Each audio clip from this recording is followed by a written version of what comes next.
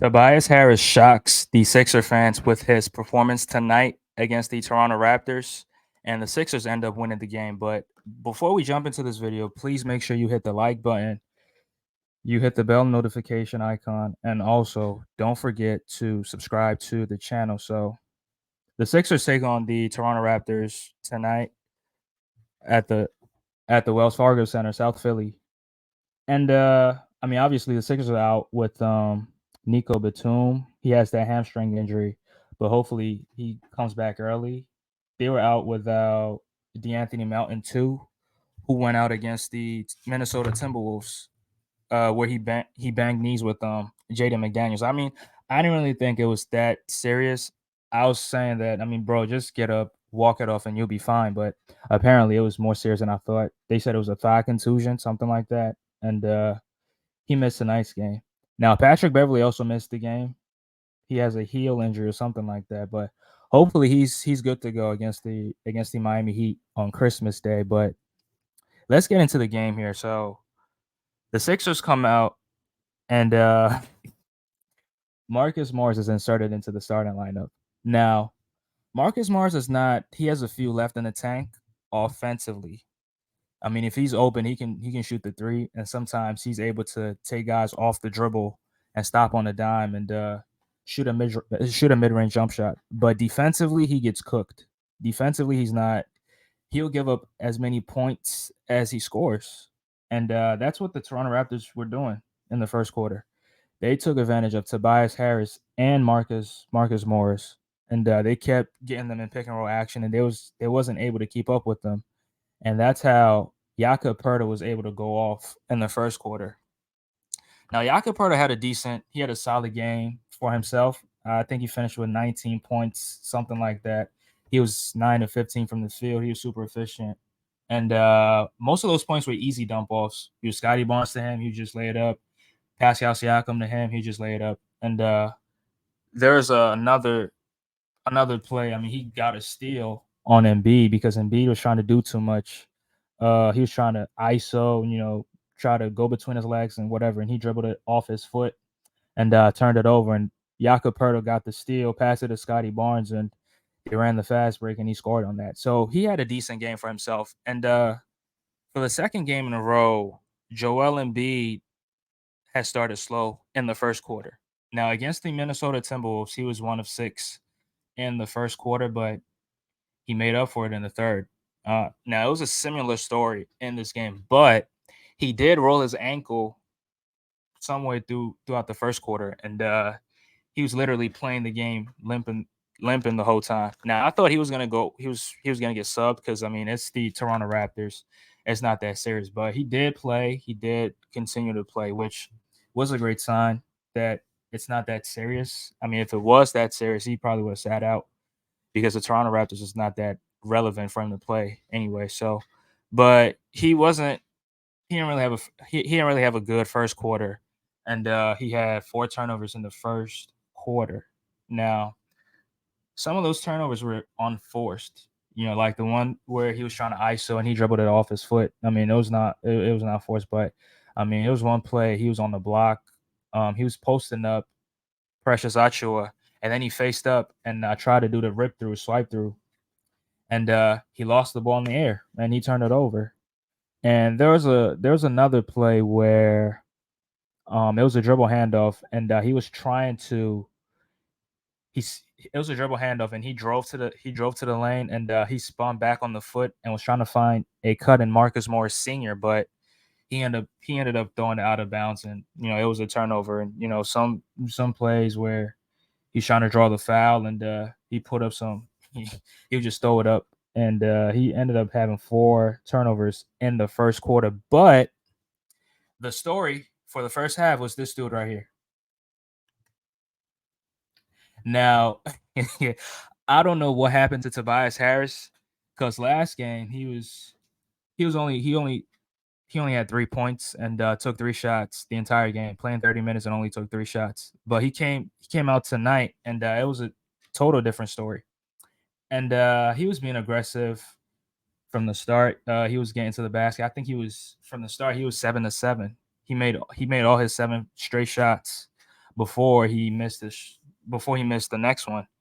And it was just surprising for me because I didn't think Tobias was gonna hit up for 30 points, and he was being aggressive in the first half, in the first quarter, and that's what kept the Sixers alive. Even though he was getting killed on defense, he was making up for it on the offensive side of the ball, and it was something new that I saw because Tobias was involved in more action than he has been previously. I mean, he was running pick and rolls and DHOs with Joel Embiid and Maxi, and making plays. There was a play where it was a dribble handoff. Embiid handed it off to him, and he found a cut in Kelly Oubre to the basket, and it was an easy dunk. And I said to myself, I never saw Tobias Harris make a play like that. So, I mean, he kept doing that. He kept making some threes, getting to the basket, getting some and ones, and he was feeling it. He was in his bag tonight for the first half. Now they get into the second half, and it's a it's a different story. But he did end up with the 30 piece. He had 30 points, 8 rebounds, 7 assists. He had a good all around game, and I'll take that for Tobias Harris because that's what he's supposed to do. I mean, scoring 3 points, only taking 3 shots. That's not an ideal situation for the Sixers because Tobias is one of the highest paid players on this team, and taking only 3 shots is just criminal. On average, Tobias should be giving us 15 to 25 points every single night. It's not it's not too much to ask for because you're one of the most or the highest one of the highest paid players on this team. Maxi's on his rookie deal and he's giving you 27 a game. So why can't you give us 15 to 25? So I saw people in my Instagram DMs and stuff like that saying, "Oh, you hate on Tobias Harris now. He's shutting you up." And I'm like, "Bro, the last time he had a 30-point game was February 8th, 2022. Almost 2 years he hasn't had a 30-point game, and you're telling me that he's shutting me up. I mean, I'll be glad if he shuts me up because if he shuts me up, it'll be good for the Sixers because Tobias Harris is an inconsistent player. And somebody had a quote where I thought it was so perfect. He said Tobias Harris is consistent at being inconsistent. That's a great quote. And that's Tobias Harris's career in the summary right there. He's consistent at being inconsistent. And that's a great oxymoron too. But he was great in the first half, which helped the Sixers a lot because Joel Embiid was off in the first half. Now, in the first quarter, Embiid only had two points and what have you. But I mean, Embiid got into the third quarter, and with about 5 minutes left, that's when he started to get going in terms of scoring wise, where he was getting to the basket, shooting those mid-range jump shot. Now he didn't shoot a lot of it in the first half because they were not falling. He was looking to get to the basket, but in the second half, in the third quarter especially, he was shooting those mid-range jump shots, and those are all automatic. If he gets that going, whoever's guarding him is in for a tough night. And he was making those. I think he finished off scoring the last 15 points in the third quarter for the Sixers. And Tyrese Maxey is just, I mean, Maxey's going to be Maxey. Maxey had a 50-50, 100 game. He did finish with 33 points, 10 assists, and I think 4 rebounds. Maxey was making some tough shots, some tough step back shots. Tobias was also making some tough step back shots as well. James Harden esque step back shots, and Maxey too. Maxey was hitting those running floaters or teardrops or whatever you want to call it, and he was also getting to the basket as well, and also facilitating at a high level for the Sixers. Now, the Sixers didn't really have enough production off the bench as usual. Robert Covington came in and he played great defensively in the first quarter, where he had like 2 steals in the first quarter, and he did have a lot of deflections. And I don't know why the NBA doesn't credit players for getting deflections because that's a huge deal. I mean, if you able to deflect a pass and your teammate picks it up and runs the fast breaking scores off of it, I think you should be credited for it. But whoever picks up the ball, he gets to steal, and I don't know why that is. But I mean, that's a topic for another time. But Maxey was, I mean, he was good. I mean, Maxey's gonna be Maxey as always. he came in and he closed the fourth quarter for us, just like he did against the Minesota Timberwolves. In that game, he did score 10 straight points, and but in this game in particular, he scored 12 points in the fourth, where he was working around screens and running screen actions with Paul Reed, and Paul Reed did have 4 points in the fourth quarter.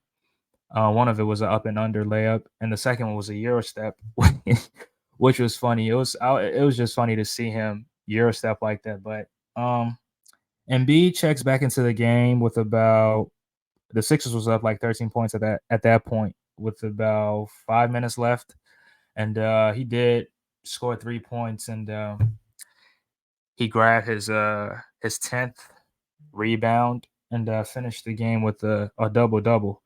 And it was the 14th straight game that Embiid has finished with a 30-point double double, and that's quite impressive. That's quite impressive. Also had 9 assists, 1 assist shy of a triple double, and I really wanted him to get it, but he wasn't able to.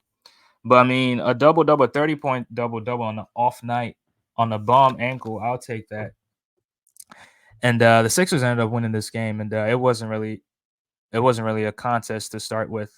Pascal Siakam did finish the game with 31 points, but Dennis Schroeder, Scotty Barnes, and OG Anunoby didn't really have a good game, and that hurt them a lot.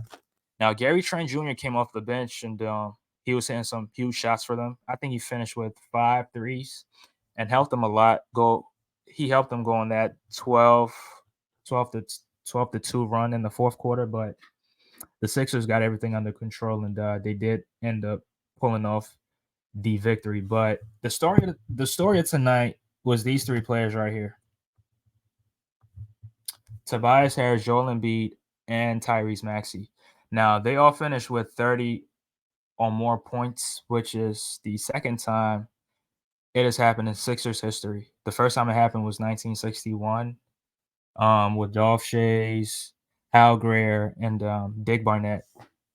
And I was glad this happened. And Tobias literally covered or made up for the bench production. I mean, 33 points, I'll take that. That's super huge. That's what Tobias is supposed to be doing. Now, I'm not saying he should give us 30 every single night, but we want a consistent 15 to 25. That's not too much to ask for him for the second highest paid player on the team. I mean, he's making $39 million.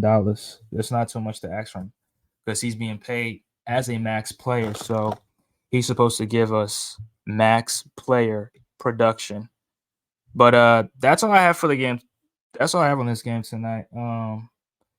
If you have any comments, you can leave any comments down there. You can leave any thoughts, and we'll talk about it. Until next time, peace.